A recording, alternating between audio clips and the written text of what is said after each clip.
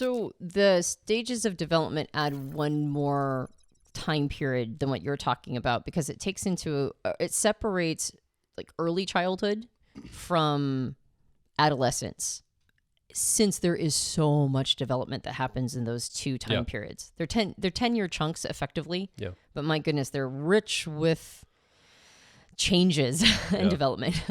And like I mentioned, if you act like a 5-year-old when you're 10, that's a problem. But when you act like you're a 25-year-old when you're 30, people are just like, maybe you should stop partying so much. It's not as big of a deal. And when you act like you're 40 when you're 45, people are like, you just don't seem your age.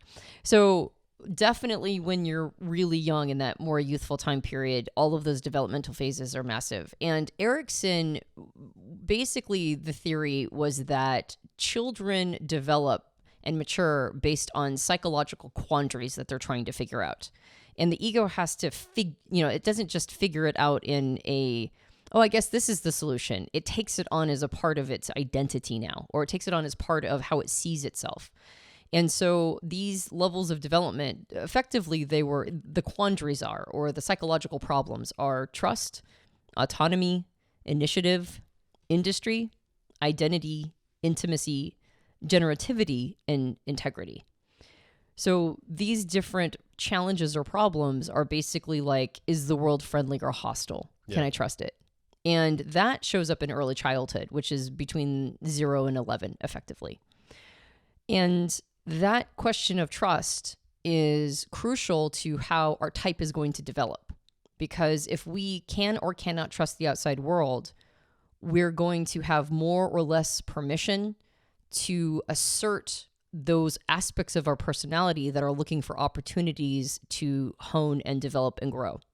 So if I'm a little ESTP, say, in a world that is not friendly towards me, it's hostile, then every time I show up with my little extroverted sensing or sensation dominant driver function, it gets slapped down, or, I don't think that I can trust the world to be safe, I'm not going to take as many chances or risks. I'm not going to play out my extroverted sensing or sensation in a way that might really hone its capacities young.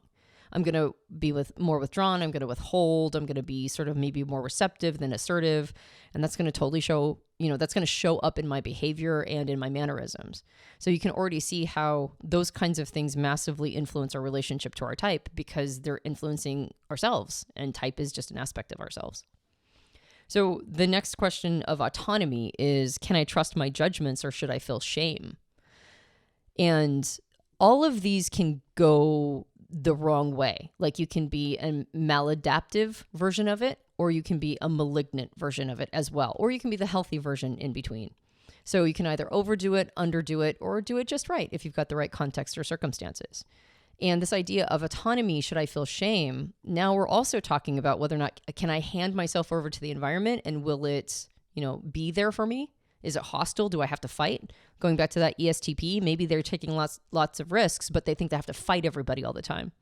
Now in autonomy, it's not just, can I trust the environment? It's, well, is it okay for me to have permission to be myself, right? Or do I have to constantly and perpetually be leaning on other people to give me my marching orders? Do I have any sense of autonomy for myself? And the third one being initiative is, should I lead or should I follow? So this idea of, can I trust my own judgments, or should I feel ashamed of my judgments? And do I have the ability to set my own path, or do I have to follow somebody else's path? These are all things that are getting almost imprinted inside children between the ages of 0 and 11. And this sets the tone for how they're going to see life until they reprogram themselves, which usually doesn't happen with people. So unless reprogramming happens, this is how they see reality in this way forever. And we're saying that the context of and those three things are in the early childhood, 0 to 11. Is that right? And there's more in there too. Oh, okay. Because you did name 6 things. So, but I just want to anchor this in to say this is context of your early childhood and your personality type wiring, your cognitive wiring, your learning and decision-making frameworks. Those two things in combination are going to make you a particular type of person in early childhood.